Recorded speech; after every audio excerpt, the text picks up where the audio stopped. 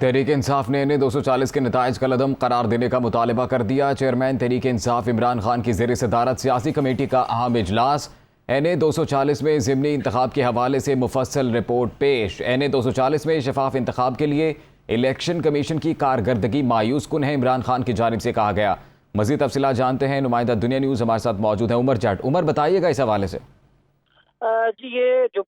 کراچی کا حلقہ NA 240 ہے، اس پہ جو ضمنی انتخاب ہوا ہے، اس پر پاکستان تحریک انصاف نے اس الیکشن کو کالعدم قرار دینے کا مطالبہ کر دیا ہے۔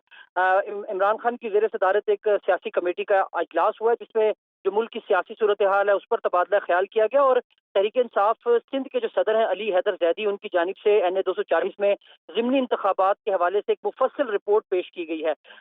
اور جو سیاسی کمیٹی ہے PTI کی، انہوں نے صرف ایک حلقے میں جو پرامن الیکشن نہیں ہو سکا، الیکشن کمیشن کی جانب سے جو ناکامی سامنے آئی ہے، اس پر گہری تشویش کا اظہار کیا گیا، اور یہ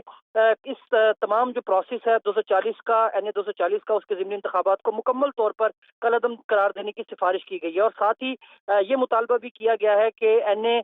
240 کا جو انتخاب ہے اسے کل عدم قرار دیا جائے۔ اس حوالے سے عمران خان نے یہ کہا ہے کہ NA 240 میں صاف اور شفاف انتخابات کے انعقاد کے حوالے سے الیکشن کمیشن کی کارکردگی مایوس کن رہی ہے، اور صرف محض 8% لوگ جنہوں نے ووٹنگ کے اس پروسیس میں حصہ لیا، یہ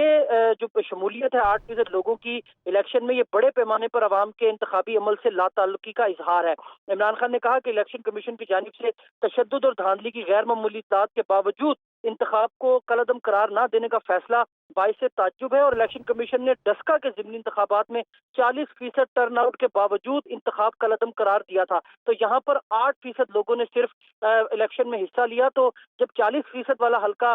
کالعدم قرار دیا جا سکتا ہے الیکشن، تو پھر 8% پر یہ اس کو کالعدم قرار نہ دینا جو ہے وہ بڑا باعث تشویش ہے۔ عمران خان نے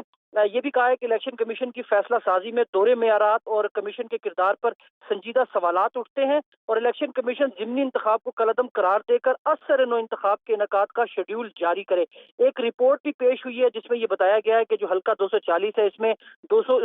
16 جون 2022 کو الیکشن ہوا، اور حلقہ 240 میں مجموعی ووٹر کی تعداد 5,29,855 ہے، جبکہ جو ووٹ کاسٹ ہوا ہے وہ 39,729 ہے جنہوں نے یہ ووٹ کاسٹ کیا، اور اس رپورٹ میں یہ بھی بتایا گیا ہے کہ ووٹوں کی پرچیاں اور بیلٹ باکسز جو ہے وہ چوری ہوتے رہے ہیں۔ الیکشن کمیشن صاف اور شفاف انتخاب کروانے میں ناکام رہا ہے، اور انتخابات میں جو حصہ لینے والی پارٹیاں ہیں، پاک سرزمین پارٹی ہوگی، تحریک لبیک پاکستان اور MKM حقیقی نے نتائج تسلیم کرنے سے انکار کیا، اور حلقہ 240 میں دفعہ 144 بھی نافذ رہی، لیکن جو محض جو ٹرن آؤٹ ہے وہ تقریباً صرف 8% رہا ہے۔ تو اگر یہ زیادہ ٹرن آؤٹ ہوتا تو اس کے حالات جو ہیں وہ زیادہ، اس کی حالت اور زیادہ تشویشناک ہوتی۔ تو ایک تو یہ مطالبہ کیا گیا ہے کہ اس الیکشن کو کالعدم قرار دیا جائے، اور ساتھ ہی اس بات کا بھی مطالبہ کیا گیا ہے کہ اثر نو اس کا شیڈول جاری کیا جائے اور دوبارہ اس حلقے میں انتخاب کروایا جائے۔ جی،